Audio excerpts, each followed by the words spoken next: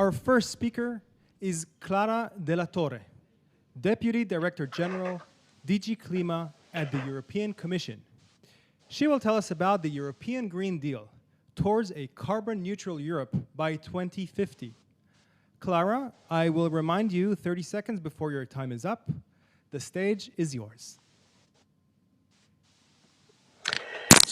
Good afternoon, Minister, Ambassador, ladies and gentlemen. Thank you very much to give us the possibility to engage on a subject which is really at the heart of EU policies, as Mr. Samson has just reminded us.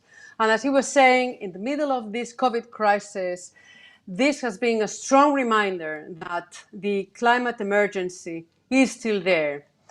So ignoring the environmental degradation, the climate change effects would be would put Europe in the wrong, and the world, by the way, in the wrong path.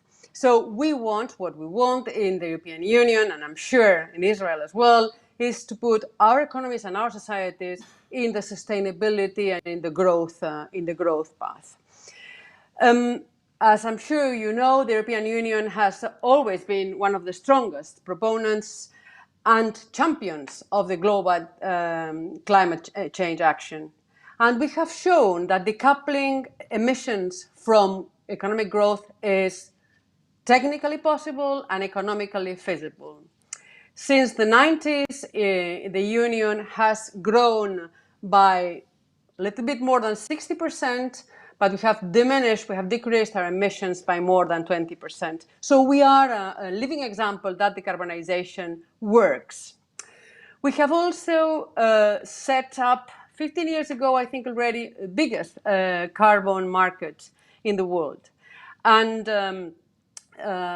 it's working. We are all the time improving it, and but as far as we know, is the most efficient carbon market that exists in the world, and it's yielding its effects in terms of the decrease of emissions of the sectors covered by it. We have also in the European Union taken resolute action to increase our use of renewable energy sources. And their consumption has risen since 2004 until now, until last year, by 9 points, from 10 to 19%. And we are going to reach the objective of 20% very soon this year, and 32% in 2030. I'll come back to our 2030 objectives.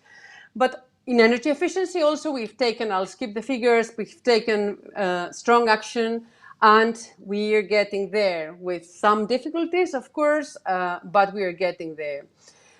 But all this together, and dare I say that we are proud to be the only part of the world that has taken legally binding measures for 2030, but despite that, we are not going, if we don't change anything, we are not going to get to climate neutrality by 2050. We will only reduce our emissions by 60%. This is why we have the Green Deal, which is, as Mr. Samson was saying, is our growth strategy, and is a strategy which pulls all elements together that will bring us to this climate neutrality in 2050. This transition will not happen automatically, as we know. It needs very deep transformations in our society and our economy. And therefore, we need to build all the necessary instruments and signals to the investors of where we are going. But the Green Deal encompasses climate action, but climate action is addressed in a quite broad sense, because we are mainstreaming, if only first, because we are mainstreaming climate action in all EU budget.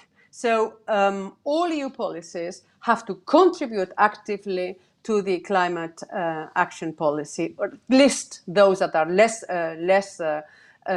linked, at least do not harm policy against the climate change.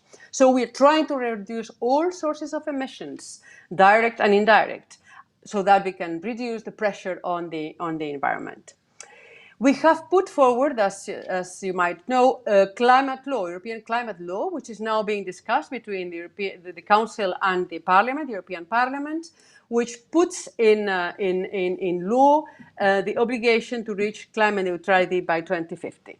But getting there with the data that I have just told you, that if we don't change our policy, our current policy framework, we will not get to climate neutrality in 2050. We are, as foreseen in the work of this college, of this commission, to increase ambition for 2030, to diminish our emissions between 50 and 55% by 2030. And we are doing deep analysis of which would be the necessary paths, what are the alternative policy mixes that we need to get there. Hopefully, after summer break, we will have deeper knowledge about, deeper analysis about this. We have an industrial strategy, which is also part of this all-encompassing coherent policy set.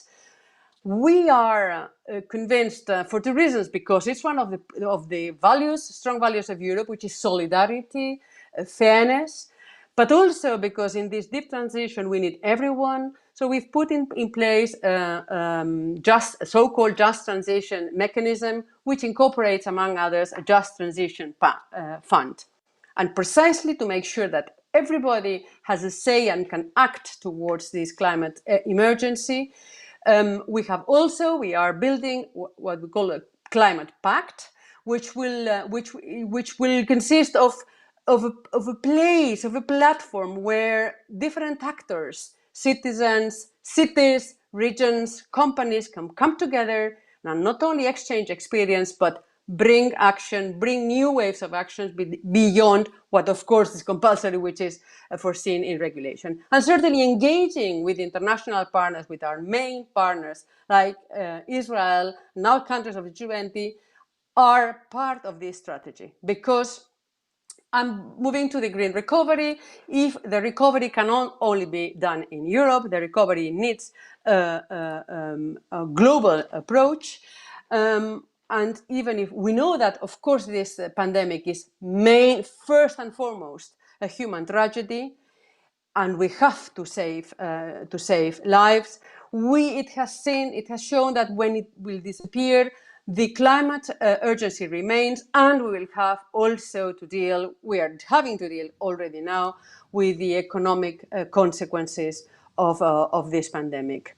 So we are in a moment where are important decisions that are being made, and as the minister was saying, we have to be mindful and smart to take the investment decisions that will not lock down our economy, but on the contrary puts us on a long-term sustainability path. Let us not take short-sighted measures which will find solutions to problems in a couple of months, in a couple of years, but we will bring us to the wrong destination. I'm sure you have seen, and hopefully you can share, that the climate transformation, the economic, the social transformation that we are calling for has to be coupled and reinforced with the digital transformation. So with these two trends together, we are bringing the recovery package, which was unveiled by the Commission 3-4 weeks ago, which Mr. Sansom has referred to, and where we have a renewed 7-year budget with 1.1 trillion euro and a new first of its kind facility which is devoted specifically to address the effects of the pandemics, which is called Next Generation EU, endowed with 750 billion. Next Generation EU is aimed at revamping the EU budget, bringing the investment there where it is needed to put Europe back on its feet. And we are very lucky because in climate policy we have very strong scientific evidence of what is happening and what are the effects if we don't do what we have to do. So the scientific evidence and the economic logic are built together, are brought together in this recovery package, which is done to prepare a future-proof Europe. Clara? Clara, can you hear me? I will stop here. I will stop here, okay. And I'm available for questions if needed. Thank you very much. Thank you, Clara. So we have a question for you. In 2 minutes, please. Give us the main international dimension of the Green Deal. The Green Deal is the growth policy for Europe, but is also, it's at the epicenter of the European project, but is at the epicenter as well of all our external action and policies. Global solidarity, open and fair trade, rules-based order, multilateralism are anchored in the European project, and the Green Deal only reinforces them.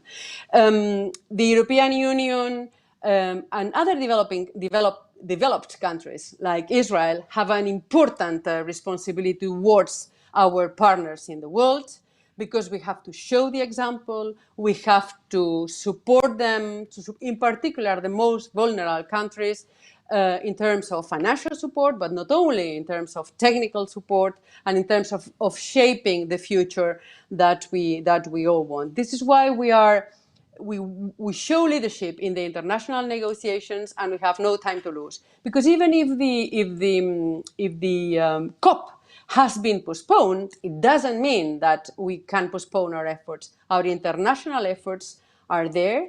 We want to be the first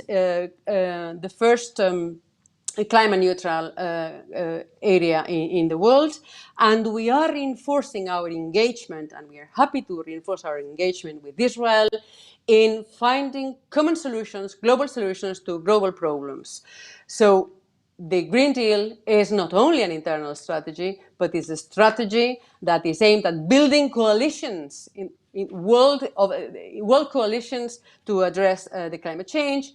And this has to be reflected in plans, in the so-called national determined contributions foreseen in the Paris Agreement, but also, dare I say, most importantly, in the actions and the investments that are being done. So support to our partners and partnering towards a common future with sustainable and better world is at the center of our external policy as well.